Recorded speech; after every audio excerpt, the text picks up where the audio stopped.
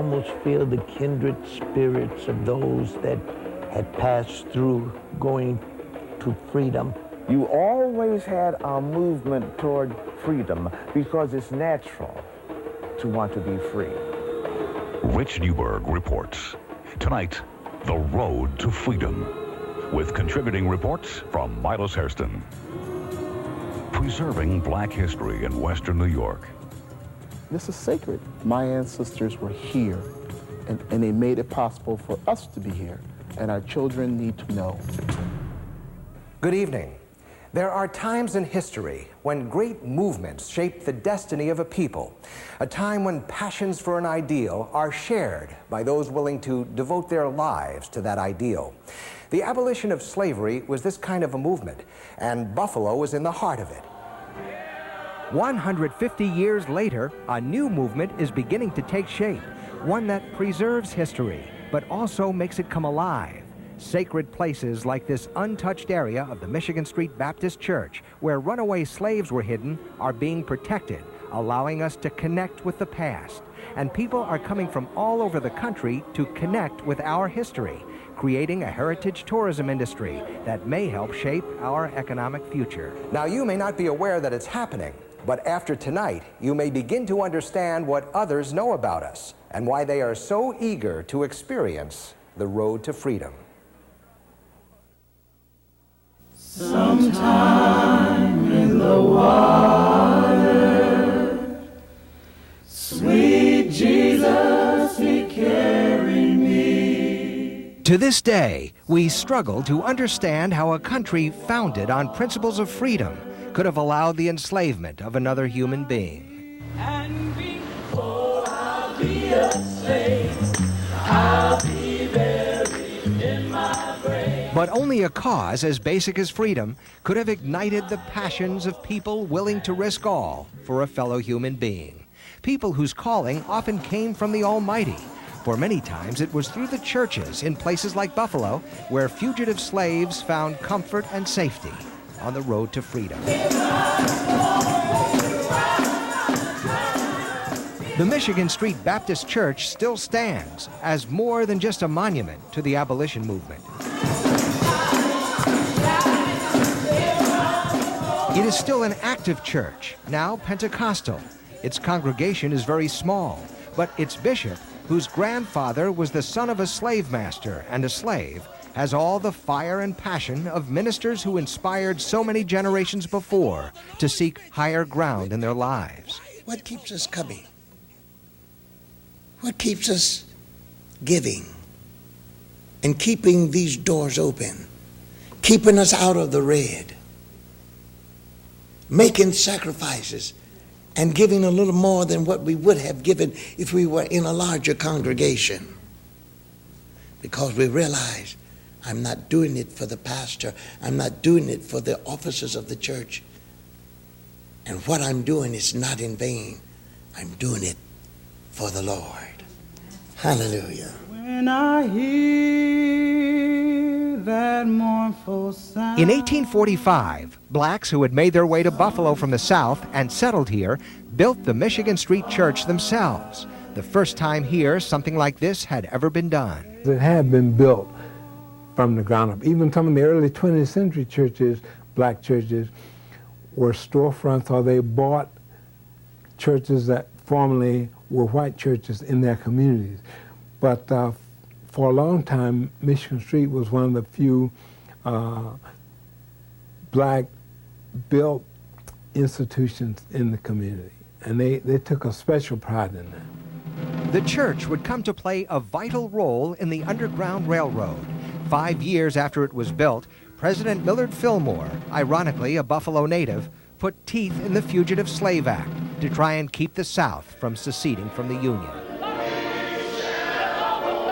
The church on Michigan Street would be a final hiding place for escaping slaves, who would then be ferried across the Niagara River to freedom in Canada.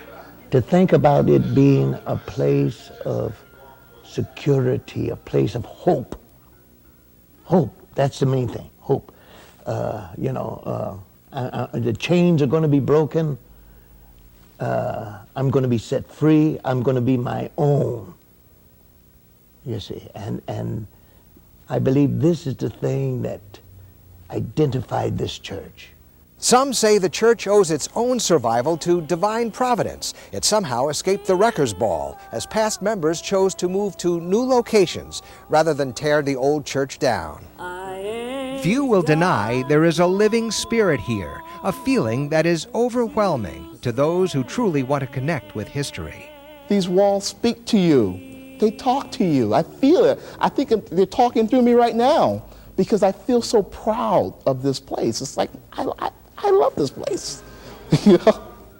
Kevin Cottrell, who calls himself the station master for the Western New York links to the Underground Railroad, has introduced tourists from all over the country to standing treasures like the church.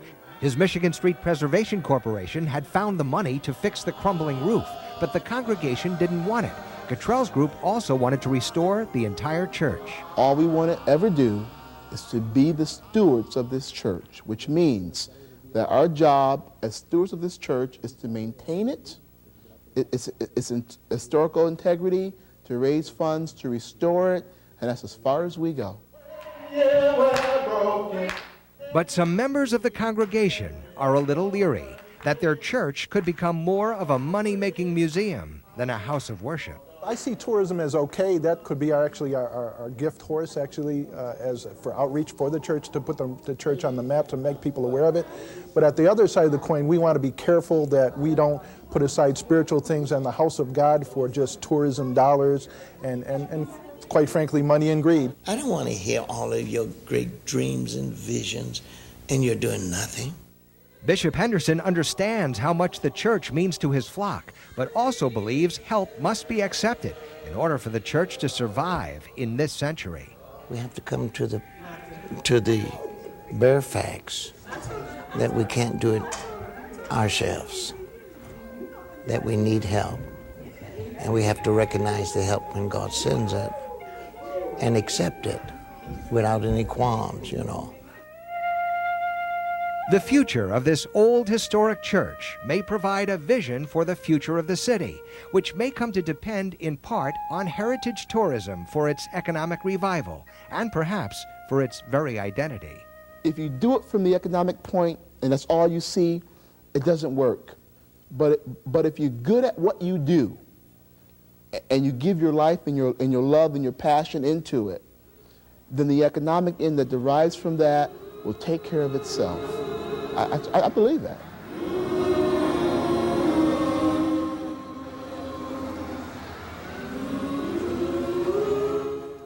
This is what my mother played on, this is what I played on.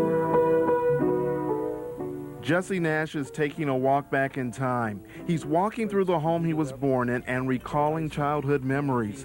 He's also helping others rediscover the legacy of his father, the late Reverend J. Edward Nash. My dad was one of the ones who urged the development of a local urban league. He was at the forefront of the effort to bring the NAACP and the Urban League into existence in Buffalo. Reverend Nash led the faithful at the Michigan Street Baptist Church for 6 decades. He was one of the local leaders paving the way for change during the birth of the civil rights movement in the early part of the 20th century. In this house on a street renamed in Reverend Nash's honor, pieces of history of the struggle for civil rights in Buffalo. I suppose Mrs. Talbert told you about our meeting at Syracuse. Certainly had a great time there. They're anxious to have me return. But Former Buffalo Common Council President George Arthur reads a letter from Harlem minister and author Adam Clayton Powell Sr. to Reverend Nash. The letter is dated December 1913.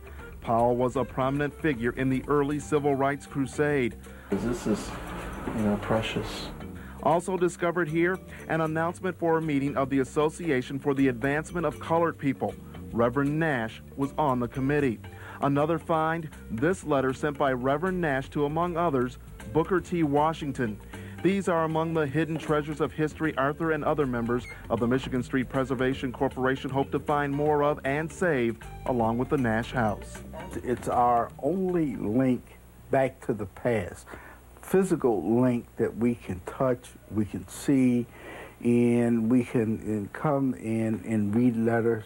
Most of our black history in Buffalo is in shreds. This is why preservationists feel the effort to save the Nash home is so important.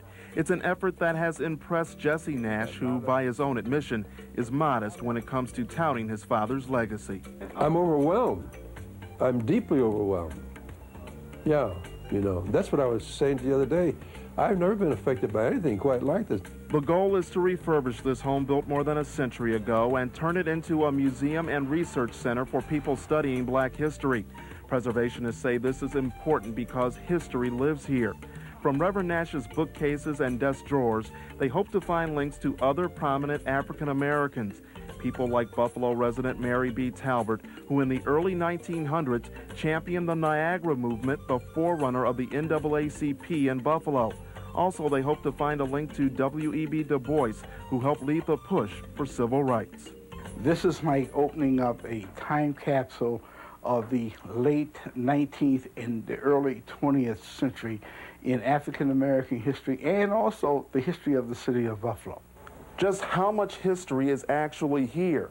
Well, no one knows for sure because preservationists haven't started to catalog the items in this house.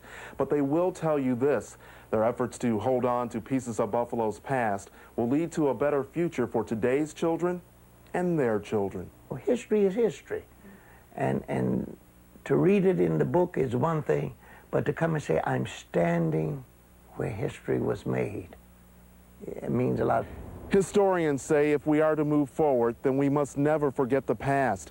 Preservationists say the renovations here, expected to start in the next 3 months and be completed sometime next year, will ensure no one ever forgets the Reverend Nash or his contributions that helped shape the city of Buffalo.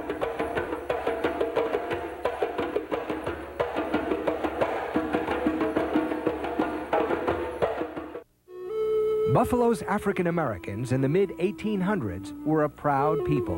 You had a small community, but a tight-knit community that had international connections. Ora Anderson Curry traces her family back to 1832, when her great-grandfather moved to Buffalo as a free man from Virginia. Benjamin C. Taylor would become the first African-American doctor in Buffalo. Her family were abolitionists who were well connected to the great minds and organizers of the time. In 1843, there was a convention here in Buffalo, national, all black people. Black newspapers with regional or national circulations would send out traveling agents to report on cities like Buffalo.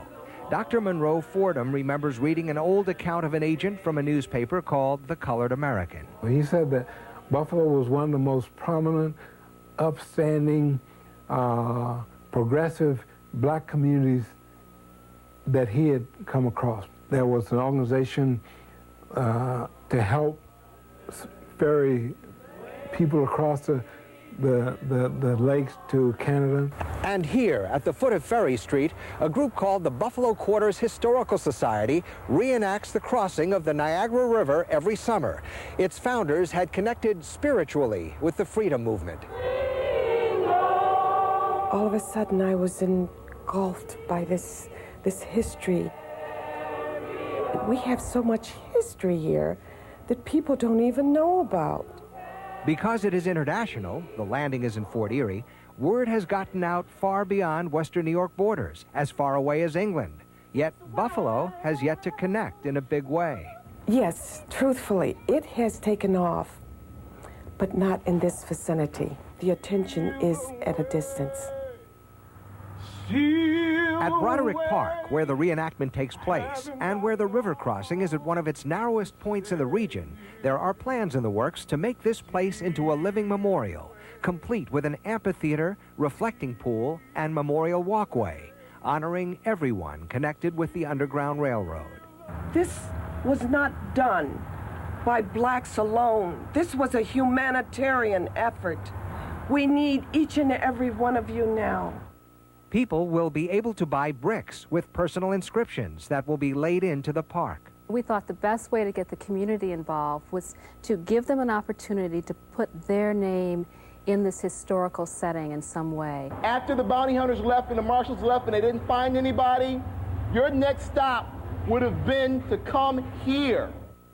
Broderick Park is already on the tourist path, which includes original cobblestones and the stone wall that marks the historic site of the American Hotel, another refuge for runaway slaves. Authentic historical sites add a dimension to a community that helps inspire the people in that community to want to do more and be bigger than what they are. I'm going home to live with God.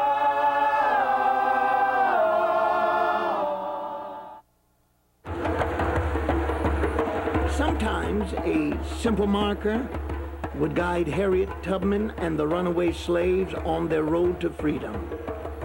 They knew what would happen if they got caught. There was no turning back on this mission.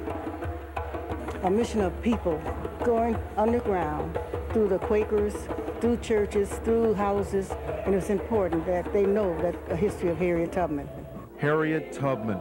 She is referred to as the Moses of her people for leading 300 slaves to freedom.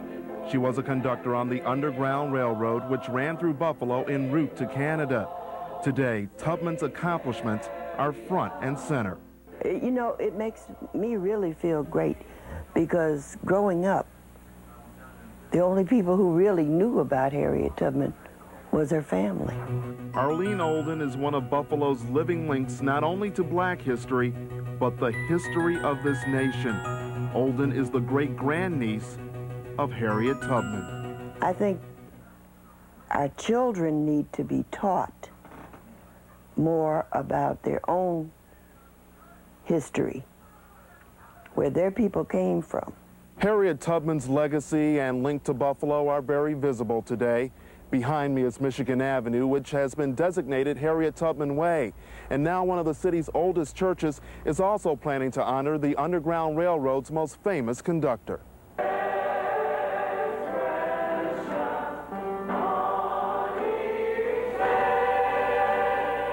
Harriet Tubman was a member of the African Methodist Episcopal Zion Church. She left everything she owned, including her home in Auburn, New York, to the church. And while she never attended Durham AME Zion Church here in Buffalo, members have a passion to preserve her legacy. They're planning a memorial garden. We have to remind our people, both African Americans and others, of the great contributions that our people made in the days of struggle. And collectively, we hope to have a beautiful plan and program that when visitors come to our city, they will be able to see all of these sites. The sites: Michigan Street Baptist Church, the Memorial Garden, and the Nash House. They would all be part of a proposed Black Heritage area. City leaders believe the heritage sites could attract thousands of tourists.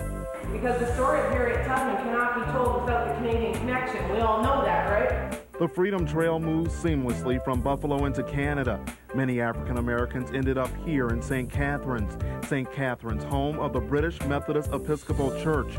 This was Harriet Tubman's church during her 8 years in St. Catharines, and it's another vital link for the Niagara frontier to Tubman and the Underground Railroad. Okay, I just want to show you this plaque over here. On this day, a tour group from New Jersey listens and learns about the history of their ancestors. For some here, history is more than a lesson, it's life. The impact of it and the history that's behind it because of my ancestors and, you know, all the hardships they went through, the horrors and hardships of slavery. This church is now my life. It consumes me. And what drives the people who are trying to preserve this history is the desire to pass this history along to future generations, not just during February, which is Black History Month, but every month of the year. I believe that everyone should be able to learn about their ancestry. Some black kids don't even know that there was an Underground Railroad. They probably don't even know anything about the slave trade. This is why so many people are trying so hard to preserve the history, links to the past that can help shape the future.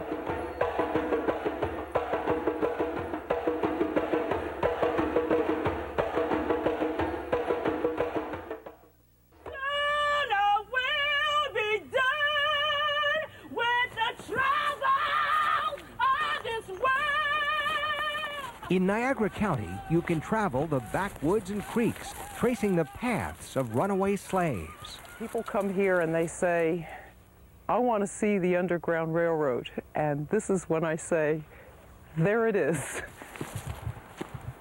No rail tracks, just a lot of land. Carol Murphy's orchards were on the route, and she brings tourists and school kids onto her property and into her barn, where they witness a piece of history. I mean, you have to stand here and think, this is where it happened, and just be quiet and feel what it would have been like to walk in here. This 9 by 8 foot hole has become something of a shrine. It was a hiding place for escaping slaves. Jesus, Jesus, Jesus on that great day. Here in Lewiston, there are yearly gatherings at the gravesite of abolitionist Josiah Tryon, who ushered countless escaped slaves into this family-owned house. It's the northernmost point and last stop on the Underground Railroad. The Lord has brought us together today to honor a friend none of us ever met, but we knew as a brother. Our region is filled with authentic reminders of a time that put civilization to the test. Across the river in Fort Erie, the so-called colored cemetery reminds us that this history is for everyone to understand. There are slaves buried in the cemetery as well as whites. It was only appropriate that Governor Pataki came to our neck of the woods, Buffalo's Michigan Street Baptist Church, to sign landmark legislation requiring the teaching of the Underground Railroad in every school system throughout the state. We're using our history and making it come alive. The Freedom Trail Act that Governor Pataki signed lays the groundwork for documenting and preserving the Underground Railroad sites throughout our state. And this will attract tourists from all over the country to our region. By preserving our history, we also preserve its lessons. And since freedom is the underlying principle of our nation, the lessons of black history and the road to freedom tell us something more about who we are as a people. For Milas Hairston, I'm Rich Newberg. Good night. This is the place, not the site, but this is the place where the slaves were kept and were gotten over to Canada, you know. I want to be able to say that I was part of that rebirth.